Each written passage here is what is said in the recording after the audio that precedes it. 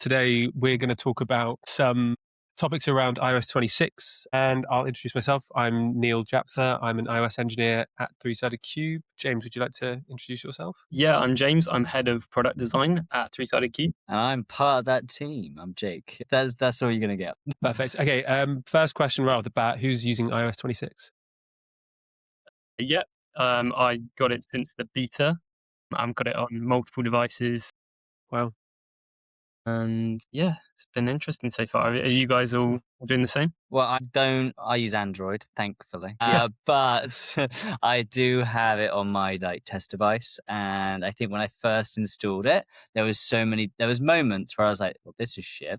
And then also moments where other apps had adapted it a little bit. And I'm like, okay, yeah, they've actually sort of took the best bits about it and, scrapped the bits that were pretty shit about it. So I don't know. I had mixed opinions with my sort of, I don't know, not sort of everyday use, but it's been interesting. Jake, do you find alignment between iOS 26 and in any way what Android are doing in their most recent releases? It's weird because normally Android were the one to, test the waters with just ridiculous, crazy stuff. And they would happily shove that in front of their users and see what stuck, see what didn't. And it just felt like they didn't really care too much about that. And it did feel like Apple used to be the play it safe or we'll release it when it's ready sort of thing. But it feels like it kind of has switched. It feels like Google's playing it pretty safe. It's not too much different. They're sort of going in on the colors and very bold,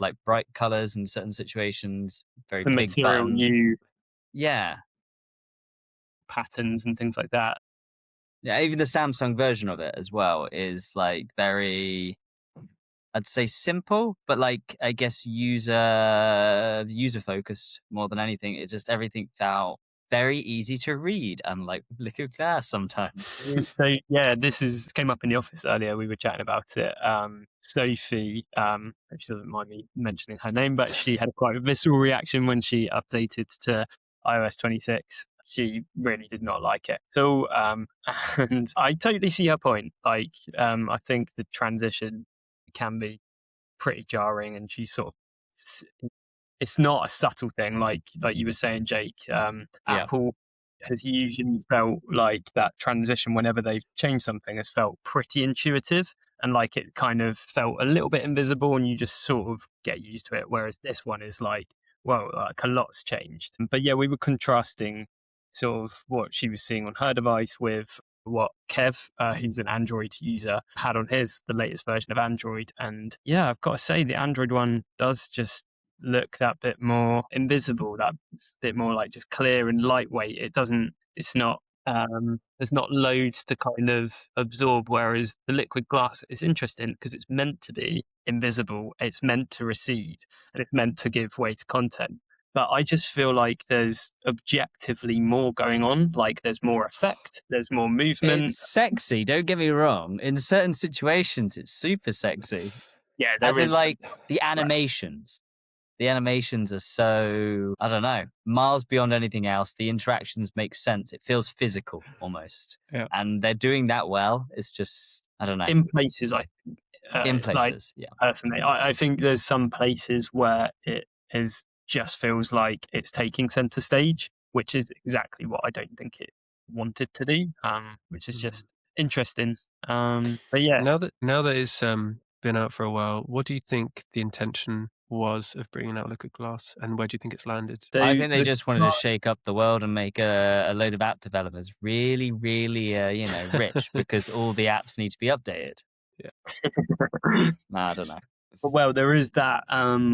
It has generated a lot of work that needs to be done, like within a specific time frame. So we'll think about, what's going to happen in July or whatever. I think it's July this year, where we're going to be, forced to adopt liquid glass across all of the apps. And there's, a lot of work to do still. I don't think that was their driving force behind implementing it. But I think they didn't think about it that much. I was watching the talks yesterday of the different products that have implemented liquid glass and how they did it.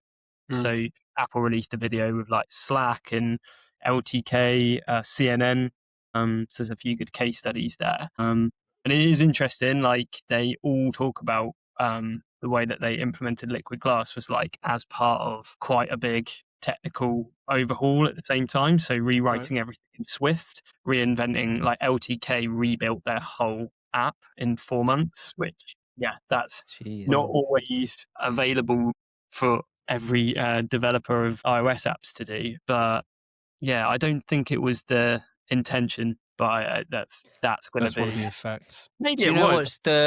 what is it? I think the one thing that when we watched the original sort of keynote on it, a lot of what they were explaining made sense to me. It was like, oh, okay, cool, right. So the content on the screen, from a UI logical perspective, they're sort of separating the buttons that change the interactions with the flat content behind it, and like the layering system that they described made sense from a logical point of view. It just doesn't. I guess it's more maybe the styling of it that I don't think landed as well. I think it sort of feels like a logical thought process, but I guess from the liquid glass was obviously if it's glass, then we can see through and see the thing that matters most, which is the content, which again makes sense. But in practice, it sort of just makes some things less visible or less user friendly. Totally. It reminds me, I think probably we mentioned this last time we spoke about the upgrade to iOS 26. It reminds me of that iOS 7 change in which we went from skeuomorphic to flat design. And that first rev of flat design was quite abrupt and felt kind of similar in terms of how much it changed the look, the layout, the feel, how app developers approached app design. And I wonder whether this is a case where Apple will do its thing, where it'll sort of now quietly iterate over the next few versions to find what that sort of happy medium is. I don't know about you two, but I'm quite conservative when it comes to my iOS choice. I tend to lean towards keeping an older version on my daily driver, probably until 9 months into a release. And then I've got like a second sort of dev phone, which then does the iOS 26 upgrade stuff. And part of that is because as an engineer, I'm sort of, well, you want two things. You want to be able to test that your stuff still works on the old versions of the app. Also, I guess I somewhat don't trust and have been stung by Apple releasing stuff which has been maybe not quite ready, which is also a bit of how the industry runs anyway with software. Yeah, I don't know if I guess, James, I'm curious what your approach is to upgrade. Do you upgrade your personal device pretty much immediately? I have, like, my curiosity got the better of me with this one. So I'm well aware of all the why you shouldn't necessarily be right on jumping on the is that get released because it might delete all your data. And there's some horror stories that I saw on like Reddit of stuff like that. But I was kind of too curious to see what liquid glass would look like. But I feel It's a big design overhaul, isn't it? So from a designer's perspective, there's a lot to be curious about. 100%.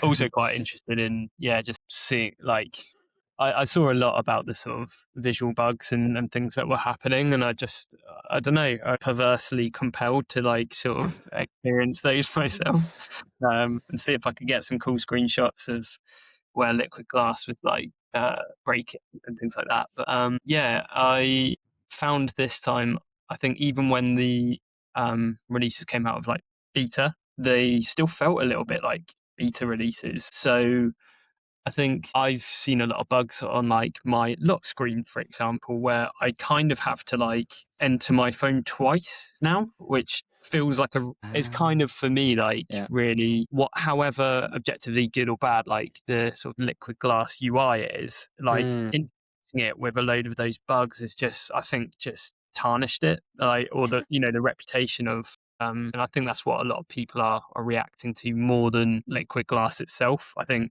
if we had a flawless implementation of it, then I feel like the PR would be very different around it. Yeah. I think the only situation where I've had that experience, because obviously it's not my daily driver, it wasn't until I had to do something for work where I actually got to look at it for the first time, but on my Mac. And I think that was the biggest mistake I've ever made in my life, was updating. And I wish I hadn't. My Mac ran way better before, and I keep getting performance lags for silly things like a notification coming onto the screen.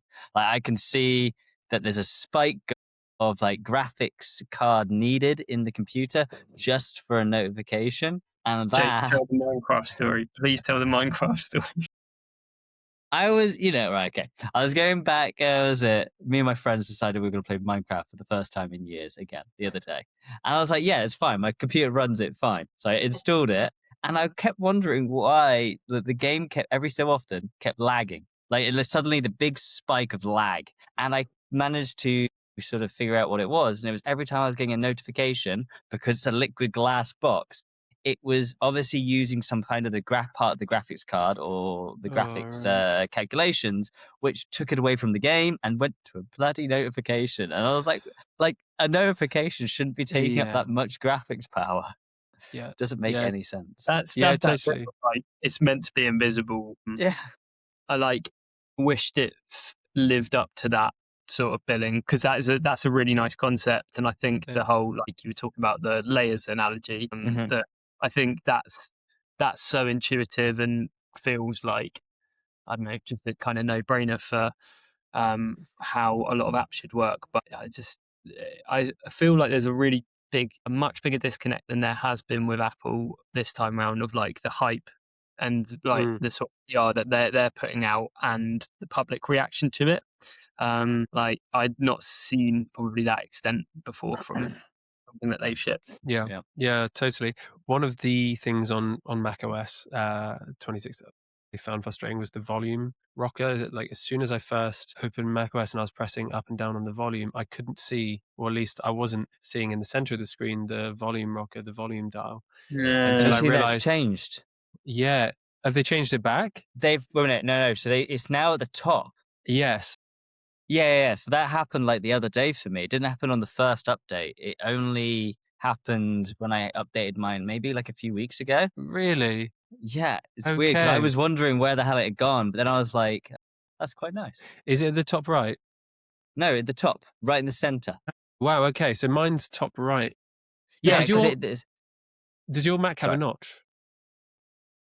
Yes. Is it, like, below the notch or something? I wondered Yeah, below. whether that was It's like a, directly below the notch. so maybe I need to bump my Mac version, and maybe I'll get It that, 'cause only updated the other day because I was like, mm, I was like, I can't remember what it looked like before, but I knew that I couldn't see it for whatever reason anymore. And okay, now I cool. could again. And it looks like, it very much looks like something straight from an iPhone, like a little, I don't know, the UI on it. And it just sort of works. But Cool. there was nothing wrong with the old one. It's just whatever was in between was not enough for me to notice it. And I was like, Yeah. it was enough to me, like, oh, I can see my volume again. Yeah, nice. I wanted to ask, so with regards, going back to the design changes that we had to do, Yeah. for iOS 26, what were the major things that we had to approach, and redesign? Because there were some Navigation. bigger chunks. Nav. Yeah, Interestingly, navigation. the year before, didn't Android also have a navigation switch up?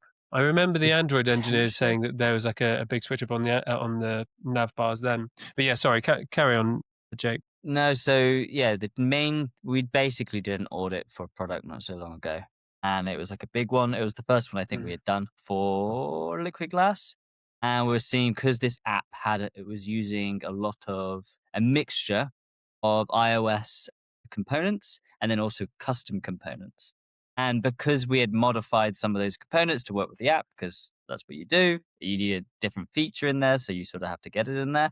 Once we had updated it or seen what it would look like if we updated it to iOS 26, it sort of didn't. There's a lot of fixing that needs to be done. And the main things that got affected because they were the biggest changes was the sort of nav or header at the top of the page and the navigation. So sort of going back between secondary pages and stuff like that. And also search, because search now has this idea of being just above the keyboard. Like it just suddenly disappeared from their header, but didn't fix the headers. So there's a load of navigational stuff which needed some work. Needs some work. That's the main areas. Interesting colors as well on like some of the Yeah. buttons, where it was tinting sort of behind the background, and it turned there was a red header and it was tinting all the buttons a very like lurid pink. So Yes. all stuff that you can kind of fix pretty quickly. But yeah, it's interesting just the amount of work that they quietly expect everyone that's got an app to take on. But it's like also the other thing was that yes, we could go in and fix it, but that doesn't really like Apple are pushing this new way of thinking about how the content is displayed. So either yes, we can go patch it up, or at some point we're gonna have to go and because more apps are going to come out with this structure and users are going to expect a different flow and expect different functions. Should we just implement actually how it is? But that's a much bigger overhaul for some of these apps which have been like thought of and the content is displayed in certain ways that is completely different. I think there's some lovely opportunities as well in there if we do, get that scope to kind of revisit the whole thing rather than just sort of patching up this button's broken here and we need to switch to this control here. It's I was watching that showcase video yesterday, and the last case study they had a guy who was just a one-man sort of developer designer team. He built this product called Tide. Some of the interactions that he's sort of managed to bring in with liquid glass, where it's got like spotlight effects and shimmers and things like that, and really thoughtful, and kind of like that was the first time probably where I've seen like it used quite creatively. And was that from the perspective of, because I haven't watched it yet, is that perspective, is this a new app or is this an app that already existed? That's an app that he had already, but I feel like it was very native, developed completely like sort of natively, and sort of very attentive to what the sort of native components and patterns want you to do. Yeah, luckily I think new apps coming in, that's less of an issue because you can think of it in that new approach a little bit. I guess the one tricky part is when you're building an app that's for both Android and iOS, and they think of things in a different way, which is exactly what I'm doing at the minute, where you're trying to find a middle ground that kind of sort of will feel familiar in the new iOS, but also not be alien on Android, and that's an interesting process. I think there's always a theme of like feedback that we get about the app designs that we have, and if they, wanting to keep them as consistent as possible between iOS and Android. And I feel like Liquid Glass is going to maybe, probably we're going to have to start feeling feel a bit more comfortable with them diverging and like playing into the strengths of each one's own like native features.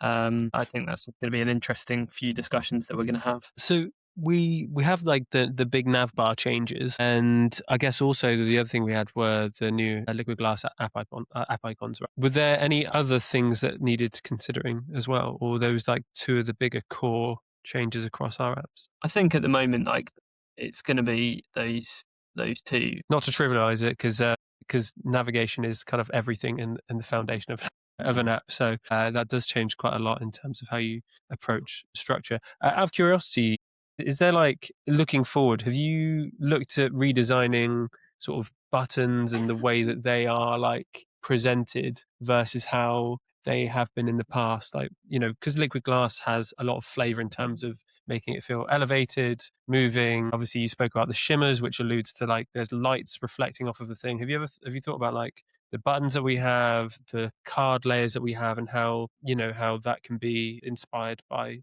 Liquid Glass changes? From my side, I haven't been on a project yet that would matter. But also from my understanding is that it's not really from a design side, some of this stuff. It's more like, here's the shape, apply Liquid Glass, but correct me if I'm wrong if you've done more than that, James, on the look of it. Just from seeing the sort of, I haven't yet. No, is the short answer. Like, I haven't approached the proper Liquid Glass redesign of anything yet. But from the sort of case studies I was watching yesterday, using it as a material and sort of, you can sort of dictate things about the properties of it as well, and sort of like, and the animation, how it lets it in, I guess what it's layered over. Like, you do have a lot of choices, and those I've seen on quite a few of the apps that have implemented it already, like those can be either like really quite distracting, and with if you've got the kind of background content running through the back of the button and things like that, it's actually like it looks kind of nice, but I'm kind of looking at that effect and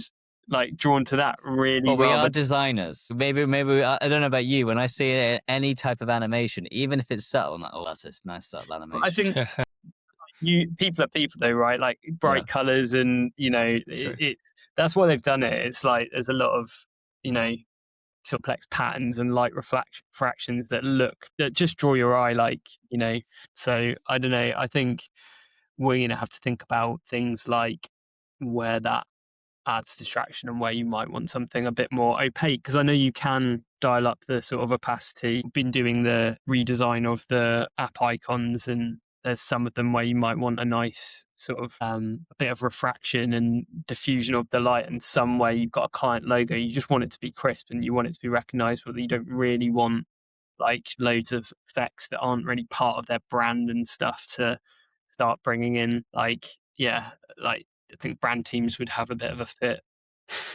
It's funny because we're having to become 3D artists now as well as a designer, because you're basically need to define to a developer now, like on the button, oh, I want this much refraction, I want this much opacity, or I sort of want the edges to be this type of bezel in 3D so that the reflection does that sort of like warp. So there's like all these extra things we now have to tell a developer what we want. Out of curiosity, are there any Figma prototypes or like development kits or design kits from Apple that help you make these decisions? Figma really, has, yeah. yeah.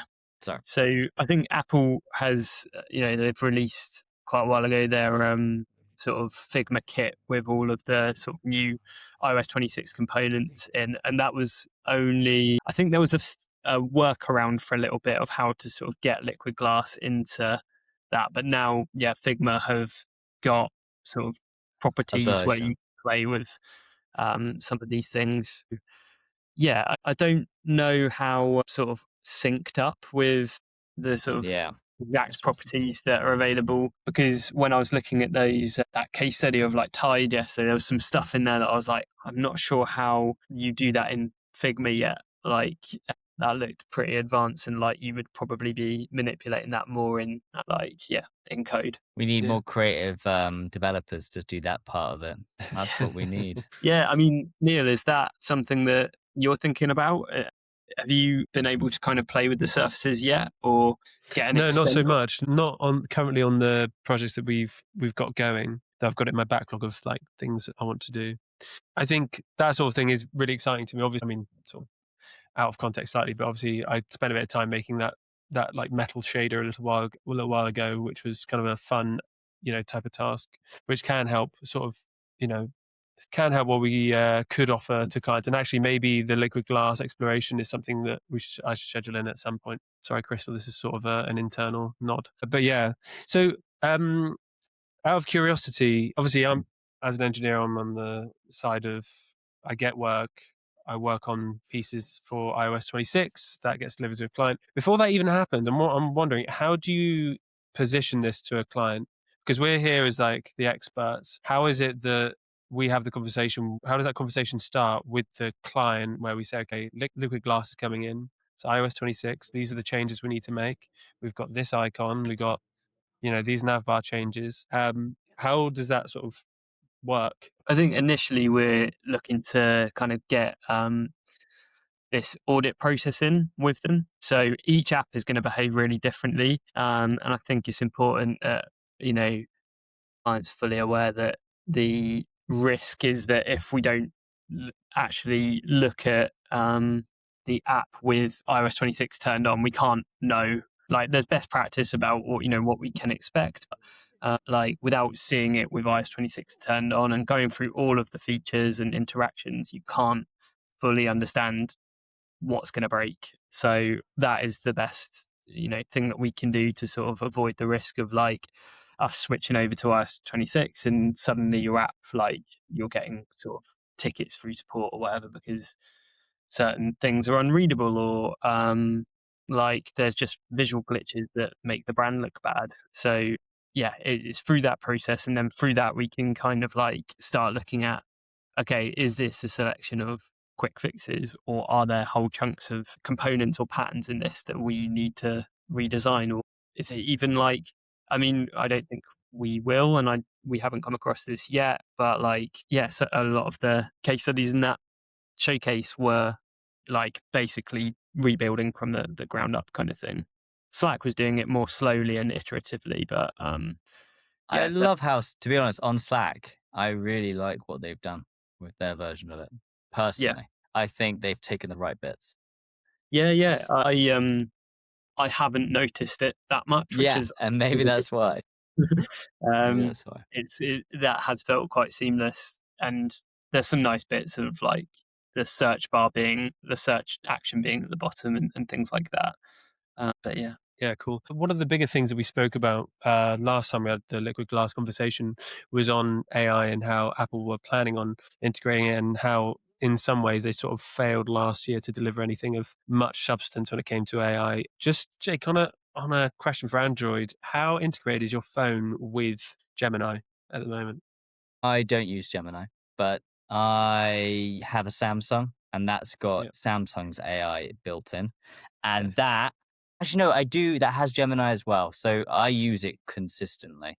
Like there's Samsung one, there's Gemini stuff. And the thing I use most on my phone is holding down the bottom of my screen. It scans the screen, and I can either translate the page, especially living somewhere abroad. I can live translate like the screen I'm looking at, which is crazy. I can interact with the app while seeing the translation of the screen. So apps that are no longer aren't in English, I can just see it in English. But also, if there's something I'm constantly doing this thing where, is there something on the screen I can't select, but I want to quickly search it? Hold down the screen, select it in AI, and now it searches. I don't know. I use that feature constantly in it. Like it works seamlessly and it works perfectly every time. Really, really good feature. And anybody that sees like me being able to live transmit my phone is like a game changer when you're living somewhere abroad. Honestly, I can't rave about how good it is. Very off Cool. topic, but it's great. Well, that's really good. I think that's the sort of situation where you can really see, AI out of the context of, with the context of how disruptive it is in terms of, and I guess how, like how differing opinions are on AI, how far people's opinions can be on it. I think there's this like nice middle ground where features that already exist, things like live translation, can become really great with AI, and can operate really quickly, and can often be give quite high quality results. It's like, well, I don't know about you, but I feel like maybe like once ChatGPT was sort of like 3.5 onwards, I really felt that Google Translate kind of went out the window for me. And I would use ChatGPT at the time for like giving any sort of translation, because it seemed to do a little bit more beyond just the simple word translation, phrase translation. It was able to form a sentence which was a little more, I don't know, structured a little bit more like colloquially, like more towards what might be natural language. I don't know what your thoughts were on that, but that was my feel. Yeah. Also, for me, Google Translate just doesn't cut it. Like, as in, like in the situations where I need it, it's like I have to go copy this text and put it in something else. I've got like hooks. My whole laptop now, I press a command and GPT. I've got my little like pop up window, which is amazing on the Mac. Pops up. I drag in a screenshot, give me that text in another language, or turn this image into text really quickly with some shortcuts. Bam, done. Don't need to go to another web page. It's all just built in. This has gone Well, very far off liquid glass, but it's an amazing feature. no, it's cool. I think this is still somewhat relevant, especially given, well, I guess like what, 2 weeks ago, last week was it, that Apple and Google have formed a partnership Yes. Yeah. for Yeah. Apple to use their models, right? And I think it sort of showcases where Apple is. I think there has been a lot of like industry talk about how this isn't necessarily the most positive thing for Apple. However, I think if you look back, Apple formed a lot of its map behavior, its current map behavior, off of old Google Maps SDKs. You know, the earlier versions of iPhone had Google Maps and it didn't have Apple Maps. So to me, this, it could be a forever partnership, but it could also just be a stopgap for them to learn more. Well, that's what Apple does. Well, that's what they used to do. Is use other things when they're better, and then while they're doing that, while they've got something to sort of bridge the gap, they'll build something, this amazing thing in the background, and then call it something else and say it's new. So they're probably going to do the same thing, and they'll call it IA or something else that makes no sense.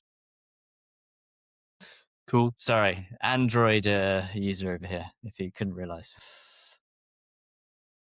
Cool. And just out of curiosity, James, so what is your like most used or most sort of positive liquid glass experience that you've had? I think so. Probably like a small thing, but it's the little controls at the top of certain views. So I'll use it in. So I really like the podcast app Overcast, and I think the way that they just.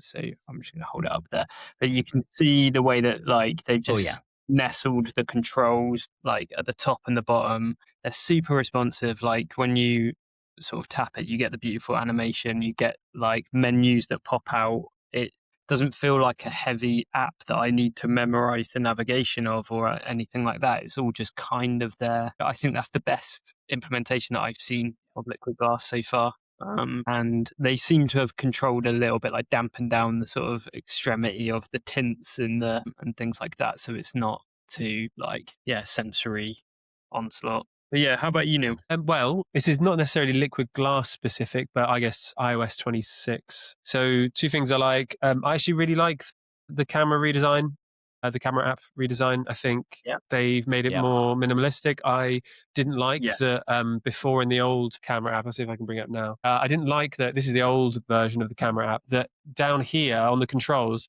it's actually a translucent view. And that always really frustrates me because it makes me think, it always makes me think, like, what is the image here? Is the image everything beyond the bezels of what I can see in the translucent view, or is the image just yes, like that's just like a weird quality of life thing that I really enjoyed. But more generally, I suppose for like actually say that you have like a senior user or an accessible user, I think stripping down the buttons and stuff to the bare minimum is great. This is a sort of like iOS 26 nice to have, being able to make ringtones out of any audio file.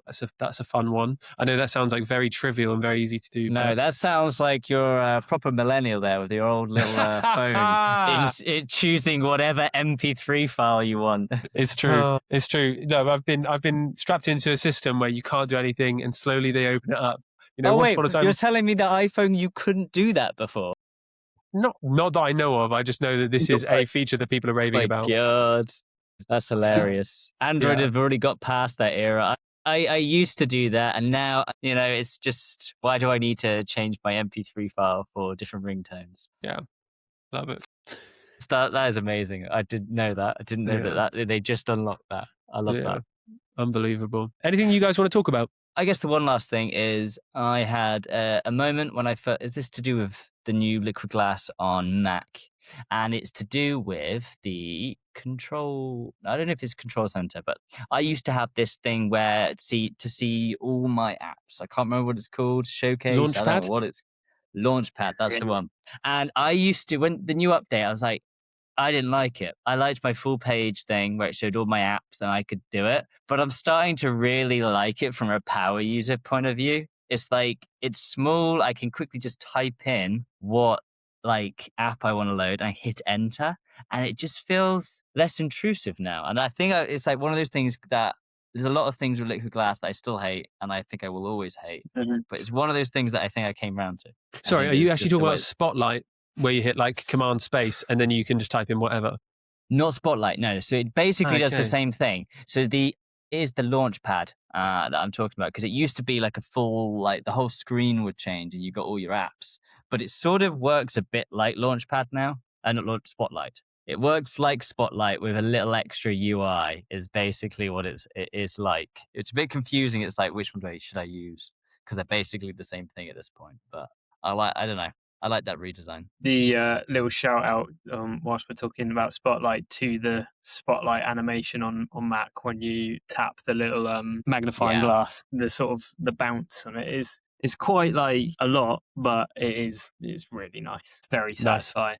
That sort of liquid, the way the buttons kind of emerge and things like that. Yeah. If I could only dream that all our apps will look like that. Out of curiosity, do you think that this is kind of going back to something that you were saying earlier about how the apps at the moment are sort of operating systems somewhat diverging by the choice of liquid glass versus what Android is doing. Do you think they're going to continue to diverge, or do you think it's going to be at some point, one of them will sort of buckle in and move towards the others? Because I think in terms of like functional features, mobile phones are just like the same. I'm on Android, I'm on iOS. I'm not really going to get much difference in terms of what I can actually do, but the experience might be slightly different in the way that I get to that end function. I wonder if design will continue to move. I think it will, but I think it will be because of AI, not because of anything else. Because I think AI will eventually change the way probably we look at apps and how we navigate apps. Yeah, I think it'll be product driven and like AI driven. Like in the past, when we had like iOS 7 come out and Android like Material, and they were quite different and opinionated. But I think app developers, there is a need for you to not be maintaining two really different feeling products at the same time, and there will always be that drive to sort of like unite the two a little bit. So I think through the products and through like, I think Jay, your point is slightly different, but like driven by AI within products, like that kind of makes sense to me. I think it's a really difficult position for the OSs to maintain, to have this really distinct, like opinionated OS and have everything very distinct from each other. Yeah, that's my thought anyway. I don't know what do you think, Neil? What It's do you hard, hope isn't for it? as a developer? What do you hope for, and what do you think will happen? No, well, as a native engineer, I kind of want the OS to do its own thing and not care about other OSs. So it's fun for me if they diverge, because now I get to sort of operate in a space which I don't know is like a little bit more unique. But I guess my only thought is that I don't know, if you look at the way that any big companies are run, especially social media ones, they are very competitive, and the way that they compete is often they're just trialing the same features, successful features across different platforms. TikTok, Instagram, Instagram have reels. They say they offer a different experience, but people they might treat it slightly differently, but actually a lot of the core features are the same. And I guess from a competitive point of view, I feel as though they're going to have to constantly chase each other in some way. Yeah, I don't know. I guess the argument against the AI changing the way that platforms are is that AI is built off, for the most part, all of the same information in the way that it's currently being used. Like, people are building on top of LLMs, which are trained on internet data. If we're using data sets which are the same to inform the choices that are made in products, which, to be honest, is the most efficient choice, rather than creating your own models and training your own stuff, then it's probably going to lead to the same outcomes. That's my opinion, though. Cool. I think you had me thinking there about the competitive angle of it. It was interesting to see that the guy that was the sort of driver of Liquid Glass had moved on to Meta recently. Poor Meta. So I couldn't make head or tail of like really why that was, and there was a lot of speculation around it, but a little bit of it was around like that his background was more sort of graphic and brand design. And that's it, probably like the first question you asked is like, how much of this is actually driven by need to differentiate and assert a brand? Like, I think that probably is quite a big one. I think obviously they've gone for the thing as well of that it extends across the different like Mac OS and Watch OS and things like that, and that is a big advantage of going with Apple. You tend to kind of get locked into all those other products that in the Apple ecosystem, and having that unique differentiated operating. I mean, from a design side, it does feel very Apple. Even if it not from like it being bad, but from a pure design side, it feels very premium. It feels very polished, even though it's not, but it looks like it is. It looks like it could be one day. Yeah. 26.8 maybe. Yeah, it feels like a premium product if it worked. So I can sort of see from like if you did some mock-ups that you go, oh yeah, that looks like an Apple sort of ish design. So I can see where they went. Totally get you. Yeah, cool. Just one more thing on that person you were talking about, James. I was curious, is this like a product designer that's moved from Apple to Meta? Yeah, I think it's I'll get the title wrong, but something like head of product design or something like that, Interesting. that has moved on. And then the designer that's taken their place is somebody that's worked at Apple for quite a long time and has a reputation for being more UI and sort of design, software design kind of focused, and very much attention to detail, like sort of profile. So yeah, it's interesting, like how they've sort of almost committed to this very big shift in terms of like a big visually different, like splashy, animated, delightful like design language, and then they've got somebody who's apparently a bit of a different profile in to kind of continue that. So maybe it will balance out because of that sort of change. Yeah, there's all sorts of speculation that it was like pushed rather than Sure. left. Sure. I guess I wanted to come back to this because I think it's interesting given that Meta have the Meta Quests and the Meta glasses, and Mm, they're becoming quite popular. I don't know about you guys, but I see a lot of videos on TikTok, whatnot, which have like people who are videoing stuff with those glasses with the Meta Ray Bans, and yeah, it kind of makes me wonder. It would make sense to bring in someone who worked on, or at least was part of the Liquid Glass team, because you would have been involved in all of the stuff that came in for the Apple vision. Vision. So Yeah, you kind of want to get someone in who's done this once, because then they're going to have like version 2 of it, if that makes sense, like the yeah, refined view of what works across these platforms. yeah, for sure. To be honest, like I guess sort of goes back to it where this liquid glass all came from. And I'm not gonna lie, I don't know if any of you have played with the Vision Pro at all, but it works perfectly. It like literally blends in perfectly, and like out of all the soft, like the phone and everything, I'm just like, yeah, it makes sense. It feels like compared to all the other headsets and stuff I've tried, like because they want it to make it look like it's in reality and stuff. It sort of blends in exactly like what you'd want it to do on the phone, but it's not succeeding at on the Quest. It works perfectly, weirdly. Would you get one? No, but just for the price. But like otherwise, I like the last time I tested a headset out was the Oculus Rift, and like this is leaps and bounds Yeah. above that. And like I tried to work once on my Oculus Rift, and that was impossible because it's not the pixel density and everything. But like when they would give me a trial, I was like, I could have this as a second monitor very easily Mm, and do some stuff. I think my eyes would get like tire out pretty quickly, but it was very cool. I can imagine certain situations, say if I'm traveling and stuff, I needed more monitors. I could see so many use cases, just not for the price. Yeah, I hear But that. yeah.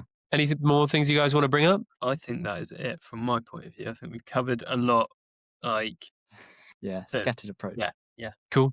All right. Well, thank you for watching. If you watched, if you didn't watch, you should watch.